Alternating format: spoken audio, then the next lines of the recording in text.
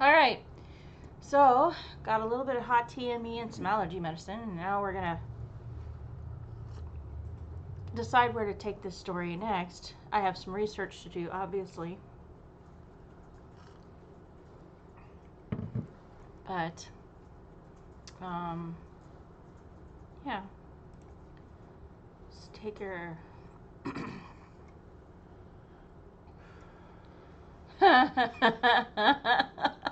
Yeah, I don't think I have COVID, but yeah, you're right. I mean, between this crap that I've got, whatever it is,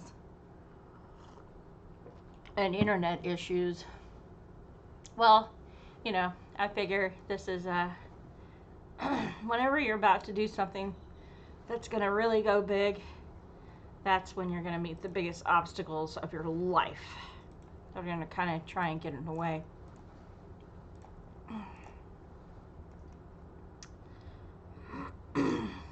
Let's see.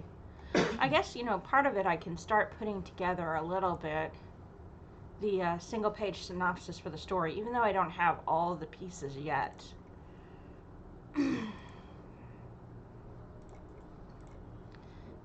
So we'll start with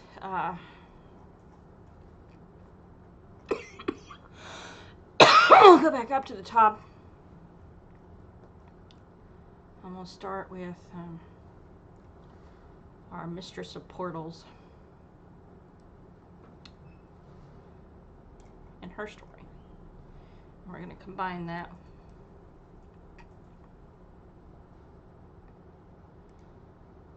All right.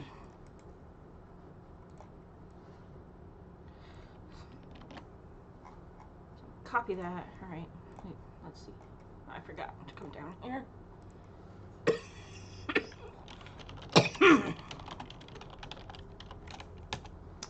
One of the things that most writers find really challenging to do is to write a good single page synopsis of their book story.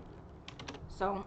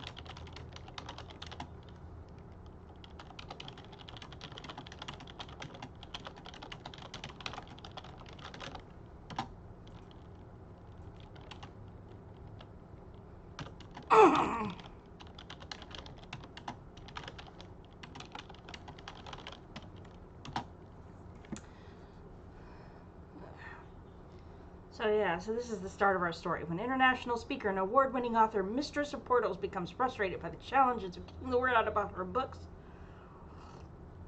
her husband and partner in crime, the Ubi, suggests that she turn to the world of streaming as an underutilized venue for authors.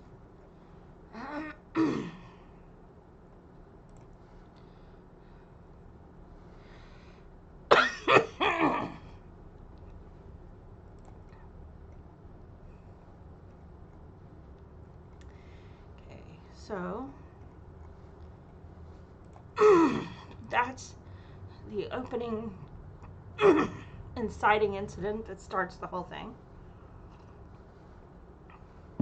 By now, this drops them into the world of new challenges. Okay, so we start meeting the obstacles for Ubi.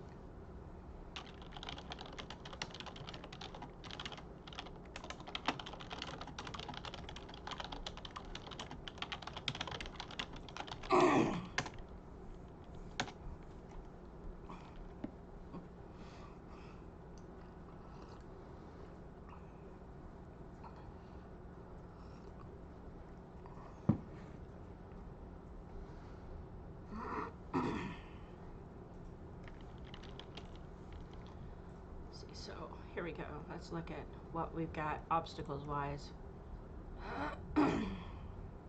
Those are her excuses. And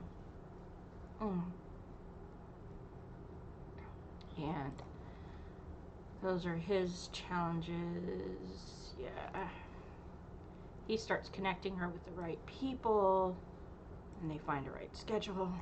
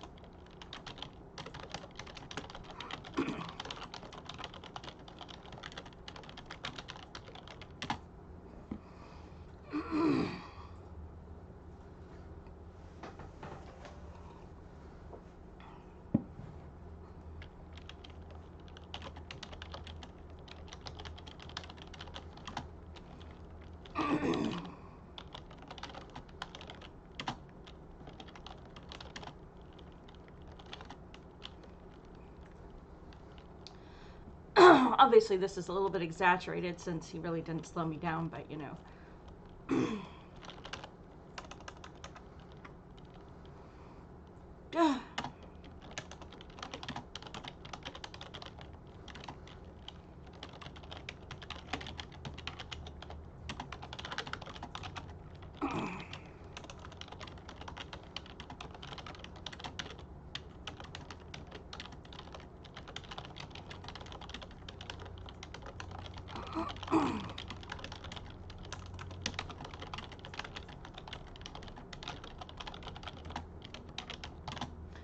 Oh, yes. It's literally the Write Your Book group.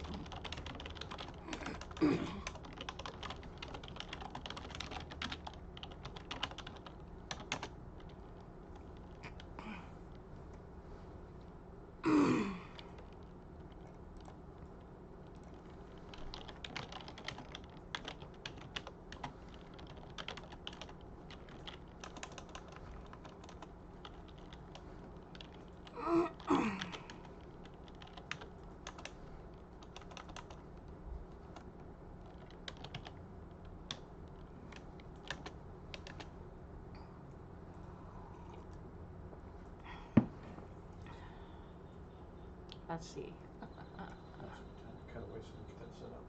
Oh, yeah. Okay. We'll be right back and let them know We're going to get set up for the Zoom meeting, so we'll be right back.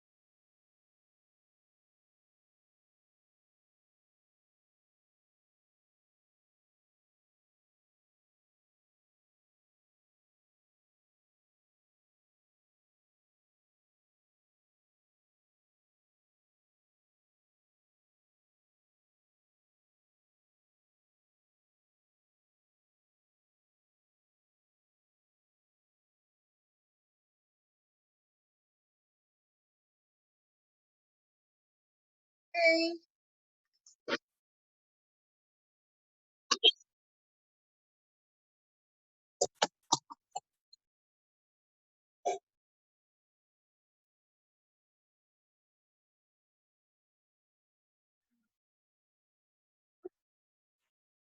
No, it's the writers group.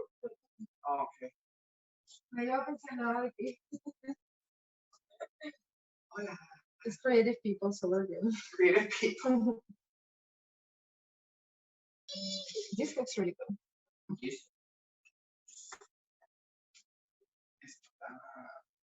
Ok, todavía trabajo en la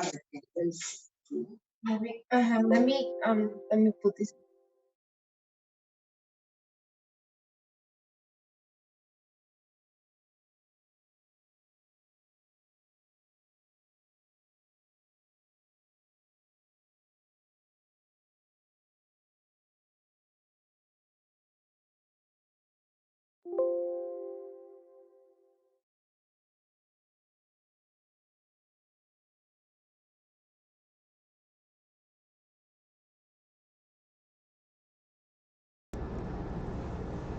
Okay.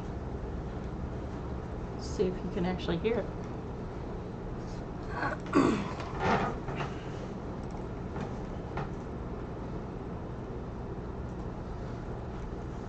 Give people a few more minutes to get in here. I'll drag that to the side so it's not Mm-hmm.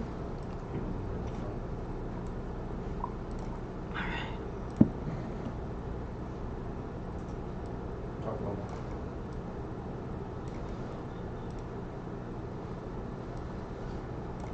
Or not. Hmm? Talk a little more. Okay. All right, Yeah, so you got your voice for sure. cool. See if you can get Tessie to talk. Hey, Tessie. You ready? Yes. Awesome. It's dinner time. You know you gotta multitask. Oh, being a mother is always fun. I remember when mine was at home. Yes. So Although, taking a little bit of the advice that you today she woke up at 5 a.m. and usually I wake up at 5 a.m. to do meditation, prayer, and a little bit of yoga, dancing, exercise, anything. Nothing major, just 10, right. 15 minutes. And so this morning was yoga, and she wanted to do it on my mat. So that got me inspired, and I found her a little elephant yoga mat. Oh, that's so cute. Yeah. So I'm gonna surprise her to see if she wants to do yoga with me with the mat. Why And not? I I got mean, her. the more things that she does now, it'll become habits that she grows up with that'll change her life. You know? Yes, and you see this? Uh-huh. I got her a little notebook. So Sweet. that when I'm writing, she's writing now. That part is not working, but I did try. Well, she's very little, and so her attention span is probably like 2 minutes. She Yeah. doesn't have the ability to focus for a long time, but it's still 2 minutes Yeah. more that you might get undisturbed than you would get otherwise. Exactly. Exactly. And she's doing something other than watching cartoons. Exactly. So, I mean, it's at least helping to develop the habit and cultivating the idea. Exactly. Exactly. So, I don't know. I have misplaced the notebook where we had our goals stored. So, I think you had 1,000 words. Was that your goal? I had, yes, I had, but I didn't even need nearly that. It was 150 words a day.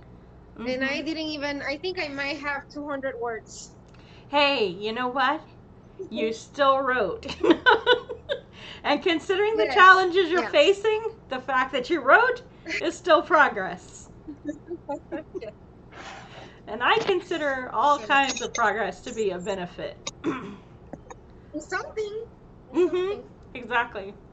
So you're working on the psychology of tarot, right? Is that? I'm working on the psychology of tarot, but you know what?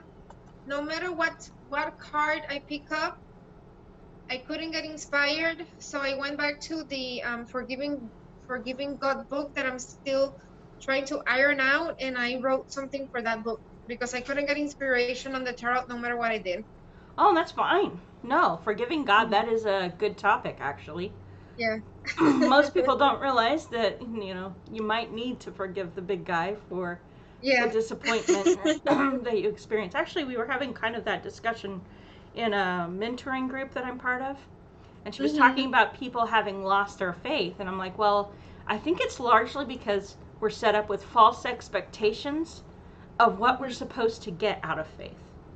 Like, people treat God like he's this giant Pez dispenser in the sky. And so you're supposed to pull back the head and get the candy to pop out. And when it doesn't work, then you feel like you've been cheated or betrayed. Yeah. Like, if he doesn't protect you, you feel like you've been cheated or betrayed. But in reality, like, prayer is not supposed to change the outside world. Prayer changes you. It acts kind of like the radio dial to help you tune into the frequency of what you really want, your deepest longing and desire, not the superficial stuff that doesn't actually matter, but the true things that you really want in life. It's fine. We're multitasking. Yeah, so I mean, but sometimes I think, sometimes for us, I mean, for me, so right now there's a little baby in my life, not my child, but somebody else's baby. And no matter what we do, no matter how many times we follow the process,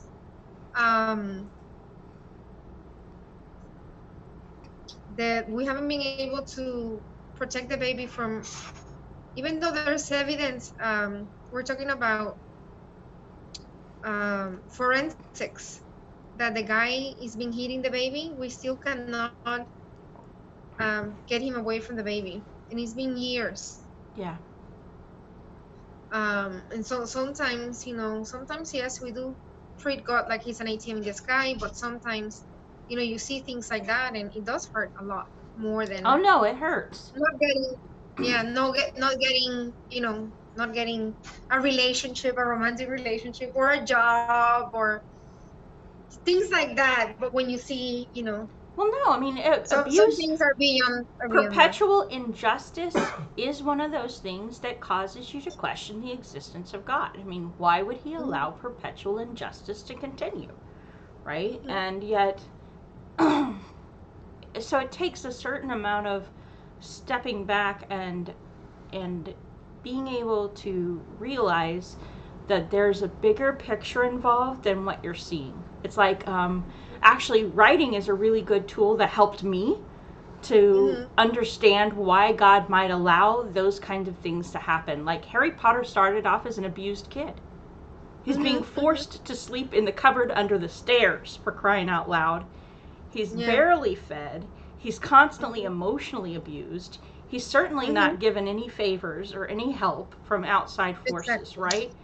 Exactly. But all of that stuff that Harry underwent was necessary to prepare him to be the kind of person who could stand up against Voldemort and who could be the hero that the world needed him to be. And it's hard, though. I mean, that's the hardest thing in the world to wrap your head around, is the idea that all that sorrow and all that suffering and all that abuse and all that stress may actually be exactly what is required to shape that child into the hero that they are meant to become. Exactly. And so, yeah, no, I can totally see forgiveness for God being part of that process of healing.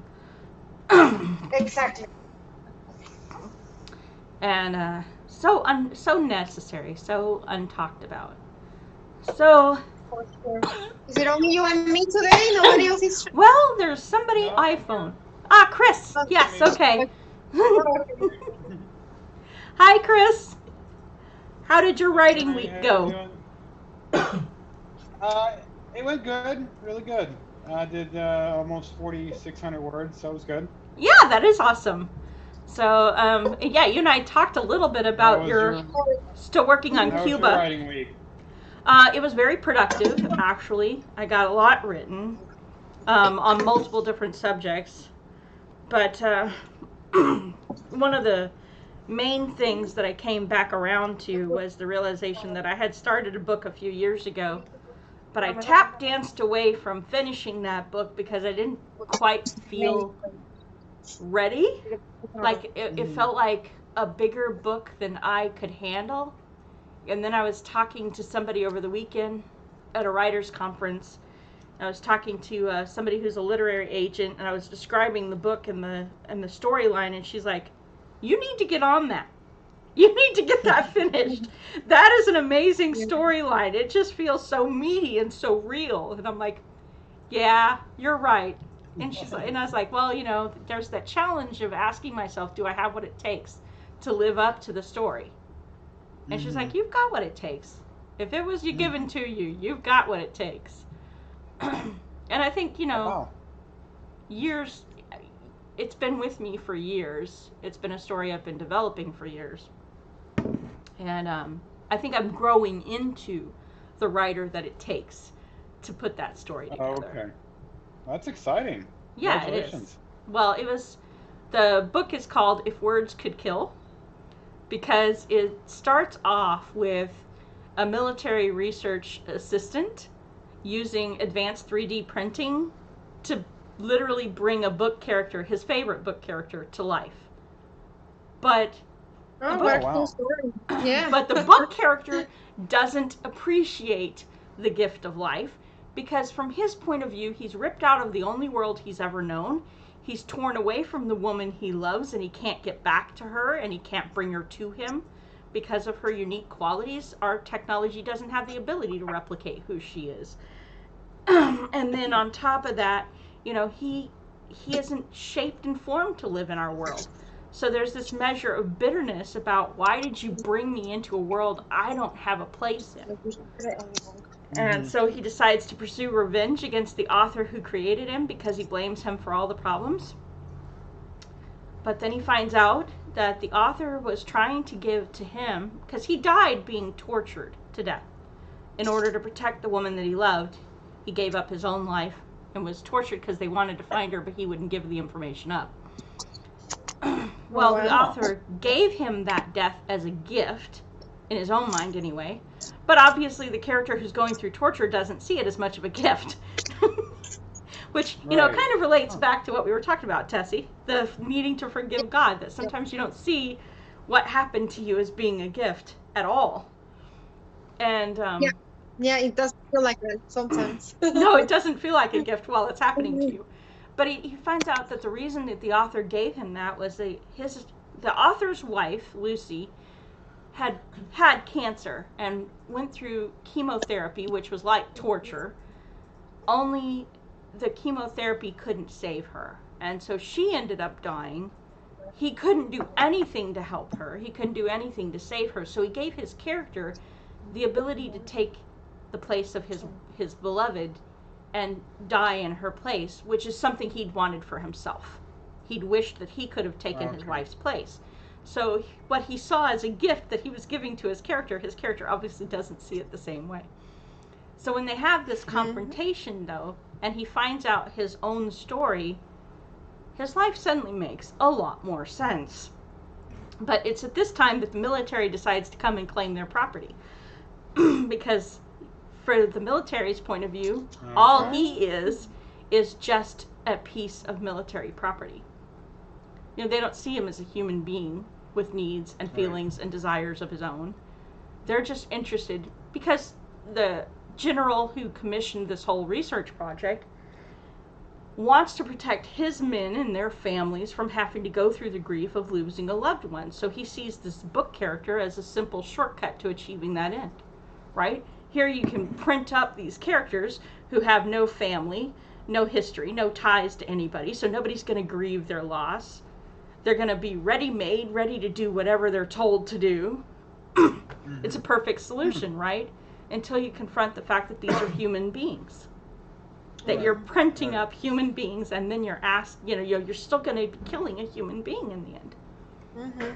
So then the next stage of the book is that confrontation with a writer trying to figure out, how do I rescue what essentially is my child from the clutches of the military when all I've got to use are my words. Mm-hmm. You know, how do you Nice. go up Wow. against the most powerful military in the world with nothing but words? And that's the ultimate end of the story, is figuring out, is to remind people that our words do have power and that they do matter. Mhm. And how we Mhm. use them matters. So, Very cool. Wow. yeah. I love it. Yeah. And so I was reading back through the first 16 chapters that I'd already written, and I'm like, wow, this is really good stuff. Why did I quit? Why did I quit on my story? Crazy. But I think that's true. I think that initially, when we're first starting to write, we may be given visions of a story that's greater than our personal ability at that moment to tell it. But you have to grow into it. Mhm.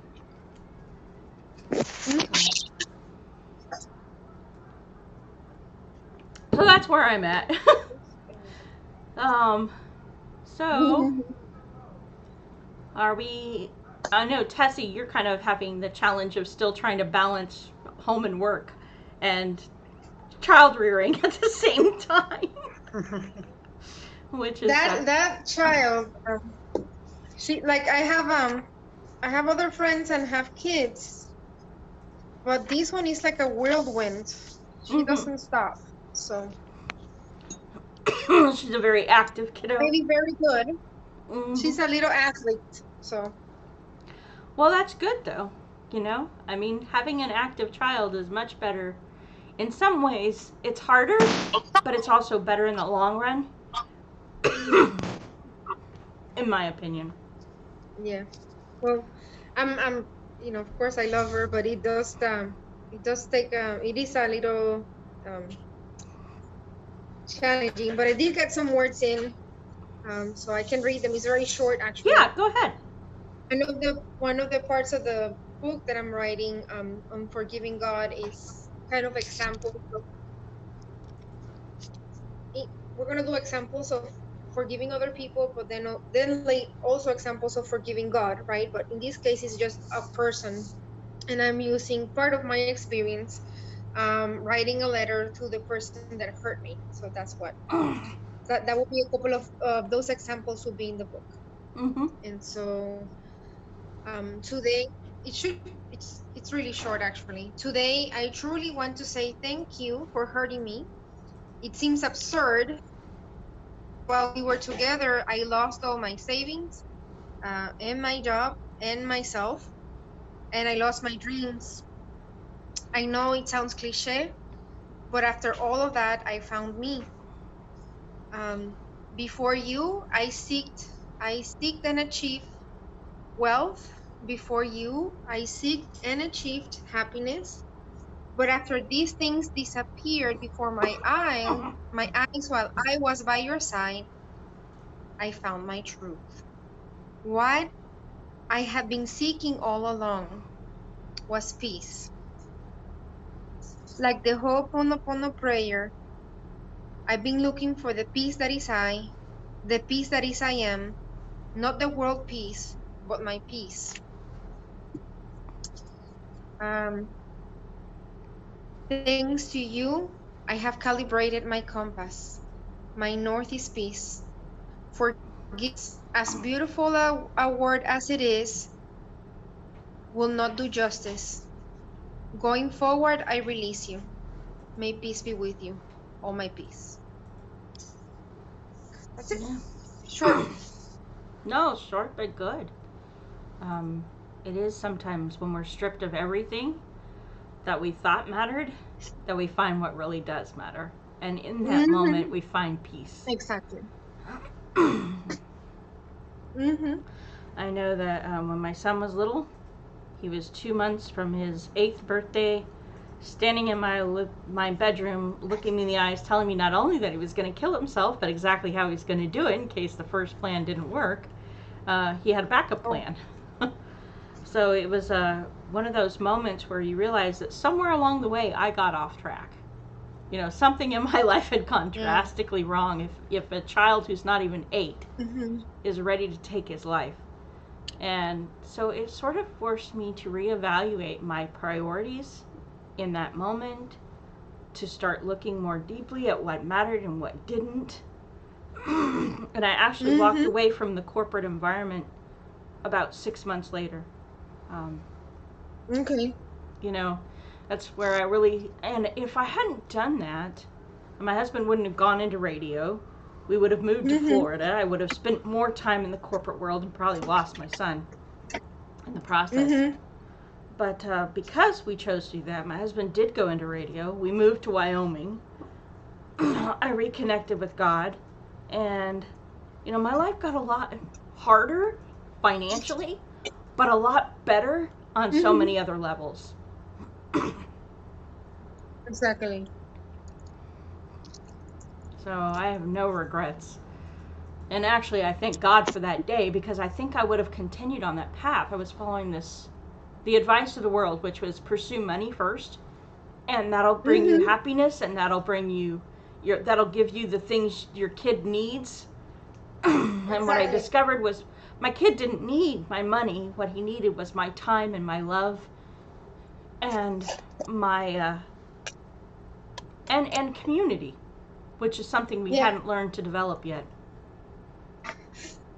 And that's something I'm considering, as she grows older, I may have to find something else where I could be less time and still take care of her, because they do need you. That's definitely there. Yeah. Well, it was a realization that I had. I was working like 60 to 70 hour work weeks, trying to keep food on the table and a roof over our heads, but and then being able to afford to buy the extras. Pardon me, my allergies are kicking my butt. I don't think I have COVID. It's just seasonal allergies, but fortunately, I can't transmit them over Zoom. But we're fine. We're on down. We're doing the social distancing thing. We should be okay. Yeah, exactly. I don't think webcam to webcam transmission is a thing yet. No. Hopefully, it never gets there. But at any rate, so yeah, I was forced to confront the fact that all those things that I thought mattered really didn't. And ultimately, what did matter was the time that I spent with him. He, because I wanted to provide him the good life, I wanted to provide him with all the things that I didn't have growing up. And in some senses, I did cover up, do a little better than what, my parents managed to do for me. But at that point in time, I was still so stuck on materialism that I was missing out on some of the better parts. So, how about you, Chris? Did you want to share anything in the writing?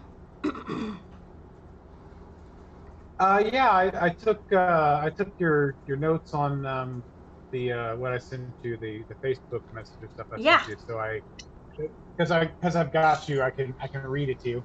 Yeah, absolutely. So here it goes. On April 22nd, I left my home in Louisville, Kentucky to go host Gratitude New York. The trip was supposed to be for 12 days, landing me back in Louisville on May 2nd. Today is May 21st, and I just departed a plane in Cuba. I was in Playa del Carmen, Mexico for the past week, and on impulse decided to go to Cuba for reasons that I will explain later. After going through customs and getting my bags, I am walking out to exit into the sunny day in Cuba. A man approaches me before I get to the door and asks if I need a ride into Havana.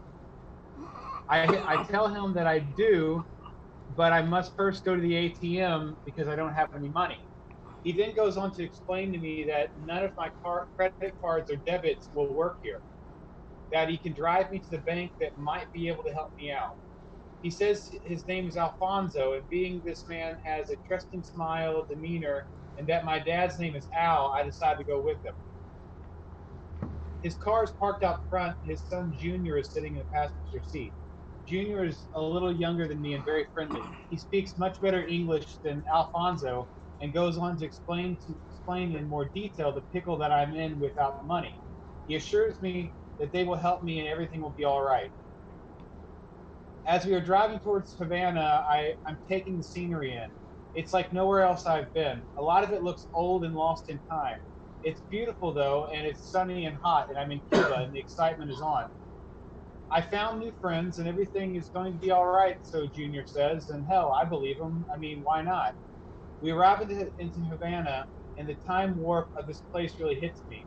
It's as if sometime in between the 1940s and the 1950s, development stopped. It's fascinating and beautiful, and I hardly have time to really take it all in as we pull up to what they tell me is a bank. Junior and I go in. Junior explains my situation to someone behind a desk as we sit down. I end up giving this man my Amex credit card, and he tries to run it through a machine. He tells us what Junior figured, that credit cards work. Then we head back out to the car. This is where Junior explains to me that the only way to get money into Cuba is to have someone send money via Western Union to a Cuban citizen. He explains that the country only allows this action per Cuban every 6 months, and that he could be this guy that I could have the money sent to. This all makes sense to me because this kindness vibes continues to come off of my new friends. Next, we go to a hotel in the middle of downtown. Junior and I wait in the lobby as Alfonso goes to get a Wi-Fi card. The plan is that I will contact somebody with my trusty iPhone to send money via Western Union to Cuba. The Wi-Fi card arrives, and they explain that when I use it and I'm done using it, to turn off my Wi-Fi on the phone, otherwise the full 30 minutes of service will be used. The first person I can think to contact is my mentor, Thomas, but I know that he's doing a keynote speaking address this day. Unfortunately, I can't make any calls. I'm going to have to try using social media messaging because the signal isn't strong enough for anything else. It's 11 a.m., May 24th, 2016, and this is a loose transcription of the Facebook message conversation with Thomas. Yeah. No, I like that a lot better because it drops you in the moment, kind of introduces those characters into it. I'm stressed out with you, man. Oh, thanks. Yeah, can you imagine arriving in Cuba and you got no money? No credit cards working. Especially Cuba. Yeah, that's scary. Yeah, it was rough. Yeah, and that was before he met the prostitute. Yeah. That's the before everything, yeah. No, Yeah. so I did that, and then I'm taking the transcription and kind of speeding it up because I still like to keep the actual transcription of what was. Yeah, well, you can keep the conversation. Yeah, I mean that's basically it. It's the most essential parts of the conversation. Just capture the highlights. You don't need the details. Just talking literally to Thomas. Telling him, hey man, this is what I've got. He's confused because why do you need Western Union to go through this guy? This doesn't make any sense. And you've only got a few hours, literally, before Thomas is going to be unavailable for 72. So you've got to convince him quickly and hope that this guy isn't a fraud. Well, yeah, I mean, what happens in reality is he does send the money, but he sends it like 6 hours later. And then it's that night. There's a timestamp there where I go out in the middle of the night and I go with the Wi-Fi card and find him and tell him to cancel it. That was like 1 a.m. So Yeah. all that's timestamped with the messaging, which is nice. Yeah. For future reference, bring cash to Cuba. Yeah. Yes. Mm-hmm. You want to have all your coops in a row before you land on the island. Yeah. Things you learn as you live life, right? Right. It's a lesson I'll never forget and probably will never ever have to remember. Hopefully, yeah. Nowhere else in the world is that going to be an issue. I really don't. Well, think you never else know. I mean, if you went to Venezuela, it might be the same way. I don't know. It's South America. I think No, Venezuela's economy is in the garbage. So. Well, no, right now it is. Yes. Yeah. Yeah. So I don't know. You never know. It's one of those things. You might want to contact somebody who lives there native before you go. Mm-hmm. Of course, it's a little hard with Cuba. I don't know how many outlets there are for communicating with Cuba. Yeah, I don't know. I like I said, I made a decision to do this like a few days before I did it, so I definitely didn't do my homework. Well, yeah. I mean, and that was one of those. I think they've since closed the borders again, haven't they? Like the U.S. has decided not. I think they did a couple of years ago. I think it's been down. It's the Yeah. tourism has been down for a couple of years, and you can only go if you go through like an organization, Yeah. like a church group or some sort of like some sort of something like that, some sort of organization going in to help or Yeah. something. Yeah. But I you wrote. I don't. You probably haven't read the stuff that we wrote years ago, but there's something that we did is very. It's not as on the point as this, but I'm not sure what's best. When the time comes, you can tell me what you think is best to open with. Yeah. Actually, no. What I sent you last week, Yeah. the opening has that. So Yeah. No. I don't know which one's. I don't know which one's best. I don't know. I really like what we did before, though. Yeah, I read I don't that. know. I think that opening with yeah, your gratitude space is so intrinsic to the whole process. Like it's ultimately the reason you were in Cuba in the first place. You know, it kind of leads up to that.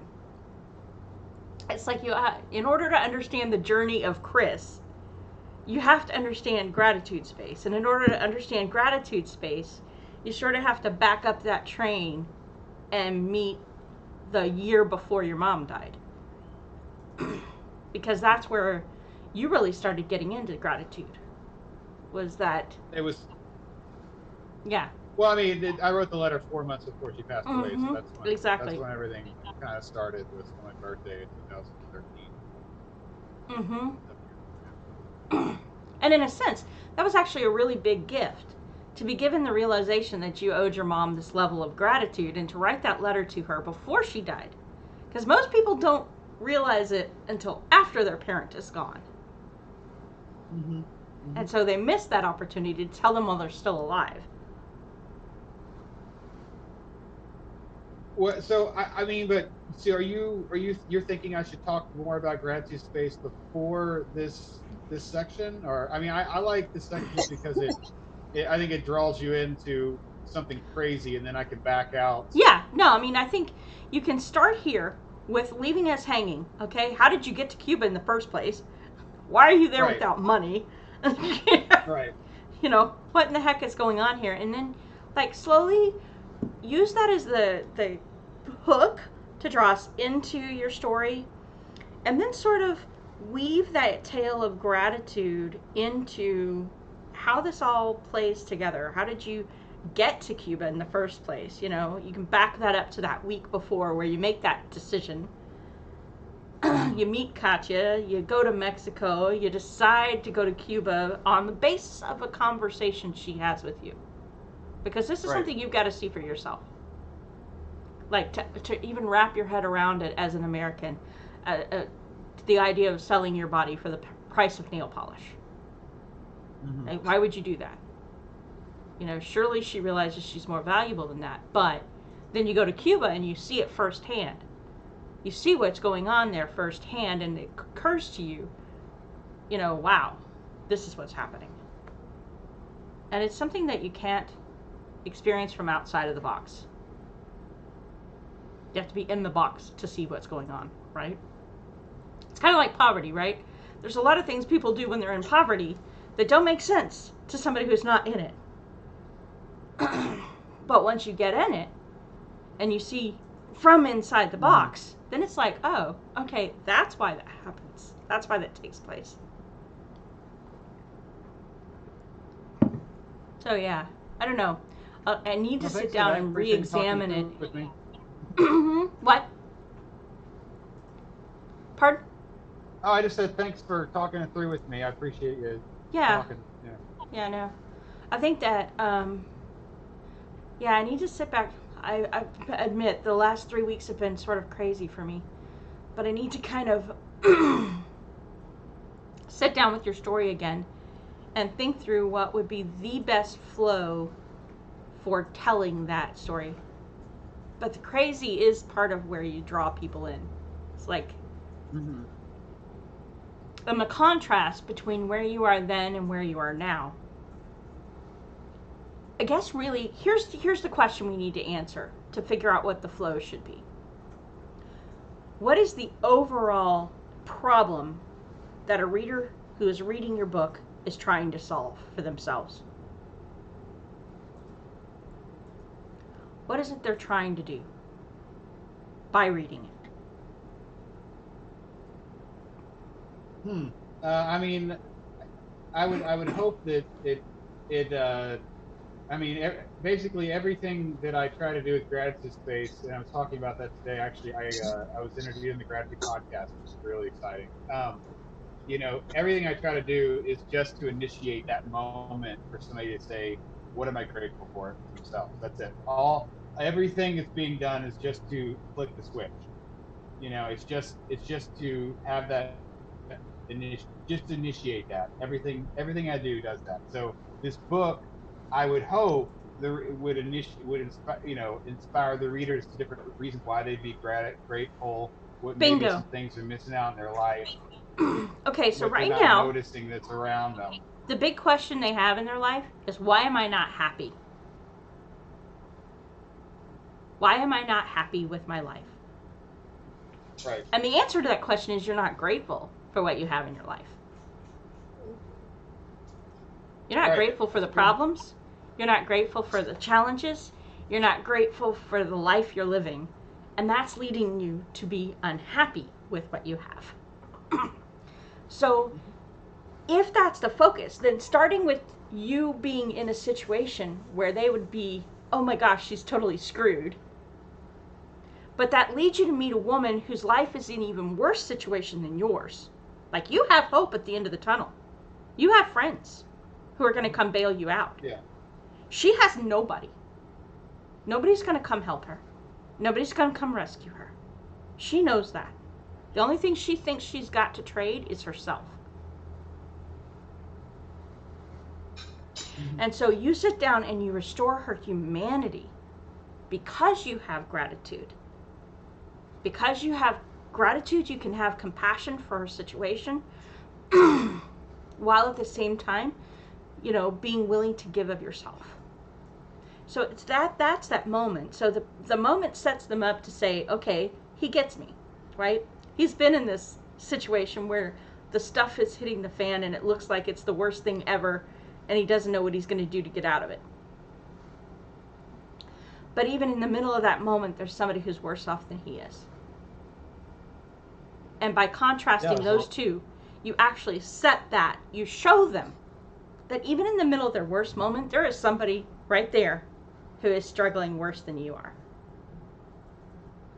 So you have a reason to be grateful. You have things that are going your way, even if you don't see them and count them. When you set up those comparisons and contrasts, you really help to illustrate why the gratitude should be there. And if you can talk about the fact what gratitude did for you in that moment, how it helped you retain a level of sanity when everything's going wrong, then you can really help them to see why gratitude matters. Does that make sense? It does, and I think when I talk about a lot of when I'm giving my little lessons through what I've learned, I feel like that shines that kind of light. For example, when I talk about my mom passing away, and then I talk about there's also things to be grateful for that. I was talking about the day, but just the sheer fact that she's not in pain anymore. That by itself is something to be grateful for. And even the fact is when you love somebody, you're basically in a silent agreement that if that one of you is going to die, and if you love it, you're going to mourn that person. And bottom line is that's just the way it is. And I would rather sign that agreement than not have that. And I'm grateful for that. It's what it is. I'm the one that's still here feeling, and I'm grateful for that love that she shared with me, and that I can have that feeling, you know. So there's that, and even, you know, looking at the gratitude through the lens of my like divorce. You know, if I hadn't met my wife, I wouldn't have moved back to Kentucky, and I wouldn't have been with my mom the last 6 years. That take that one thing. There's a lot of good stuff there, but that one thing is enough for her to go. That's, you know what I mean. That relationship was great because that by itself. There's a lot of other things. I mean, just the sheer fact that I met her, she loved me. I moved back to Kentucky. I got to spend these years with my mom that I didn't know she had left, you know, and I was there for that. So Yeah. No, that's you exactly know, that just kind of thing.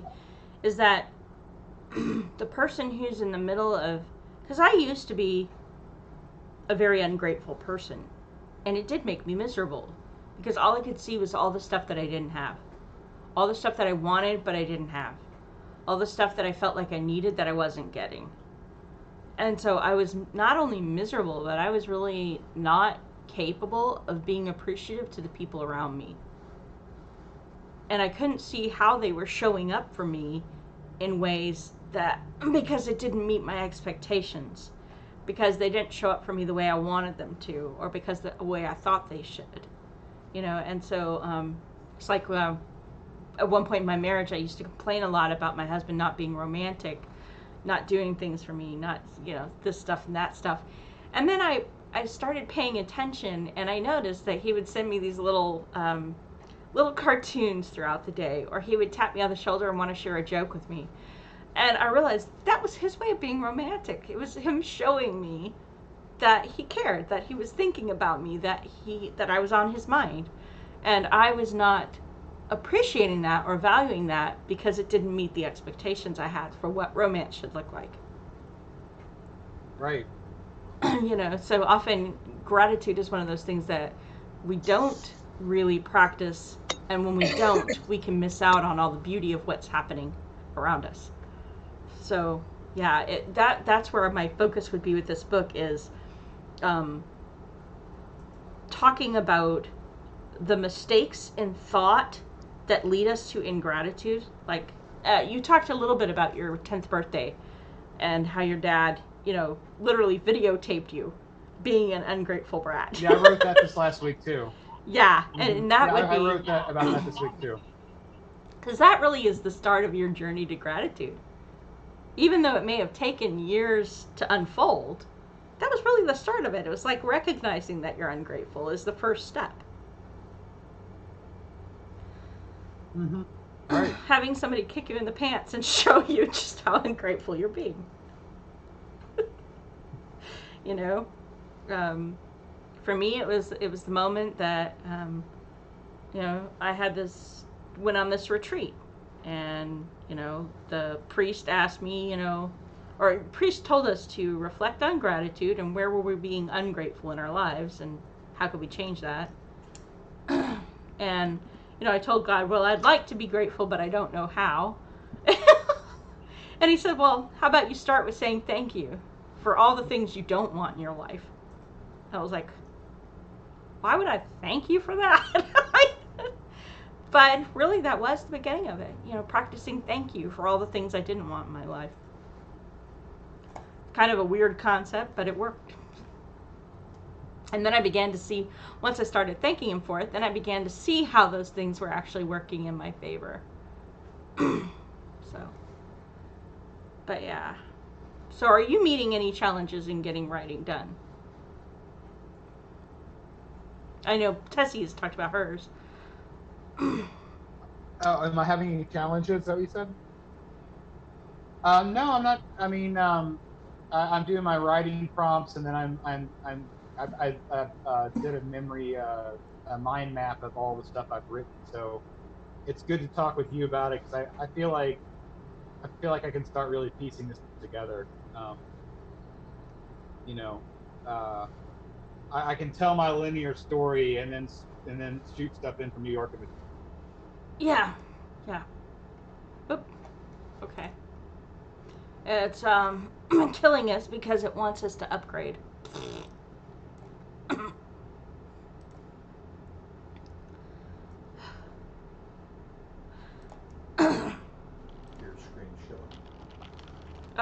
everything you're typing here. So. You Blah. might want to finish up your stream now, unless you. Oh, yeah. You know what? Switch to like a full webcam. Okay. There, now you can talk. Yeah, hold on just a second. Let me let everybody know what happened. It's not there. Hit the transition button at the top.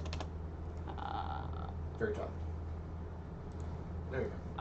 Well, I am going to let my friends in my Write Your Book group know what happened with our Zoom meeting. And let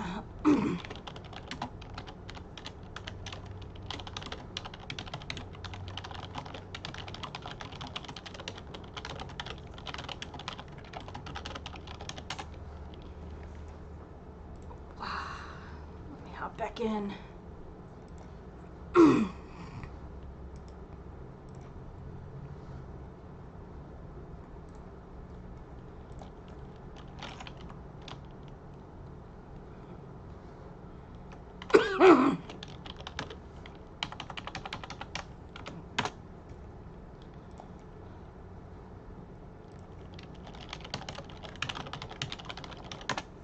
Any rate, so yeah, Zoom limits it if you're not a paid account to 40 minutes, and then they'll kick you out. So I keep forgetting about that and need to get back in there. Just a minute. Let's make sure this all works.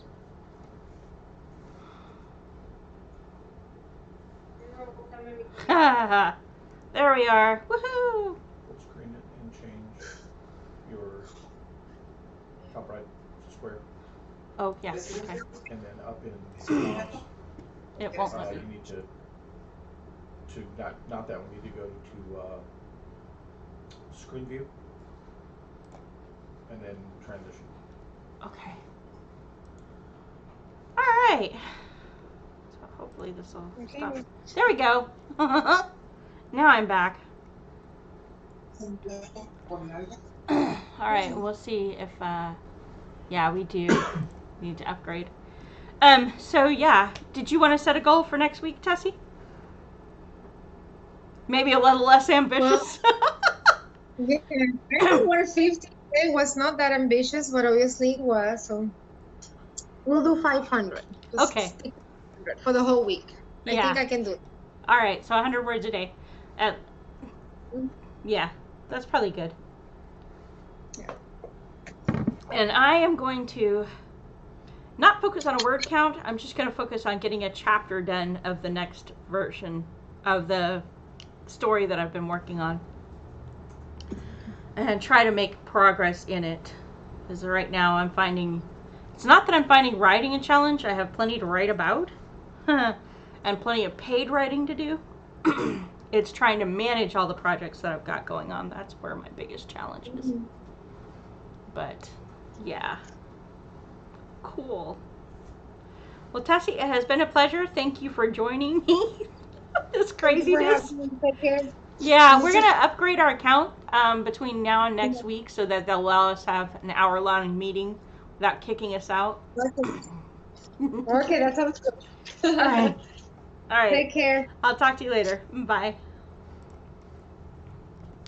Woo. And now back to our regularly scheduled program. Am I? I'm not streaming anything. Yay. You have to kill Zoom if you want to go to your full screen. Oh yeah. Okay.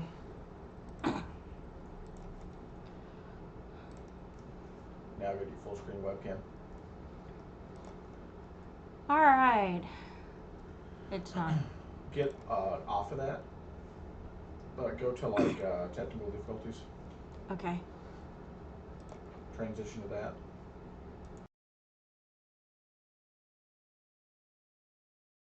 Gotcha. Welcome back to the stream. Woo. It has been an interesting stream. We are getting ready to wrap up here. We're working on learning our technology and getting used to all the settings and the dials and everything that's going to happen.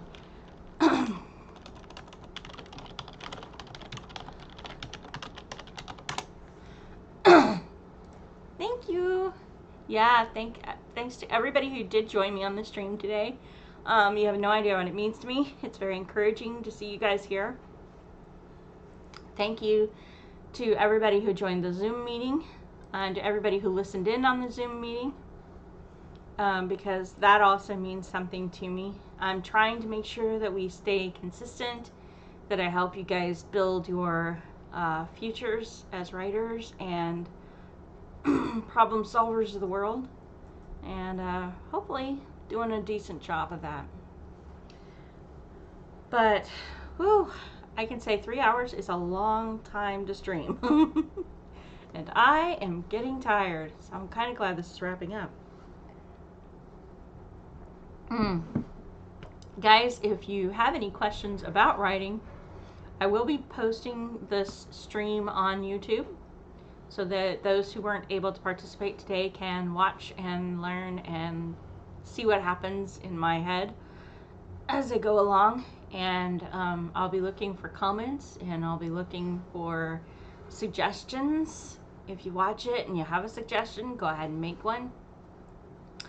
And if you have thoughts about what you would like to see me write about or what you would like to know more about, those are the kind of things I love to hear. I love feedback, as long as the feedback is productive. Things like your writing is crap, well, you know, thanks for volunteering your best feedback, but that really doesn't help me move forward. So if you're going to offer feedback, try to make it productive. Try to make it specific. That's always good. Writers love specifics. Like, this character didn't feel real, or I don't think that's a realistic scenario. Those are things I can deal with. Yeah. So I guess it's not too bad. I'm going to go ahead and end the stream now, because I don't have a lot more to say, and I don't want to do ums and ahs and filler. But at any rate, thank you guys for joining me. It's meant a lot to have you here. I hope you've gotten some value out of it. And I will see you on Thursday. We should have The Sims 4 open and up and ready, and we'll be streaming about how to use The Sims 4 to develop your characters and think through who they are and how they act and how they dress and how they live, and even create settings for those characters and use them in your descriptions. So that should be fun. Maybe even more fun than this was. Hope you join us. We'll see you later. This is the Mistress of Portals signing out. Transition.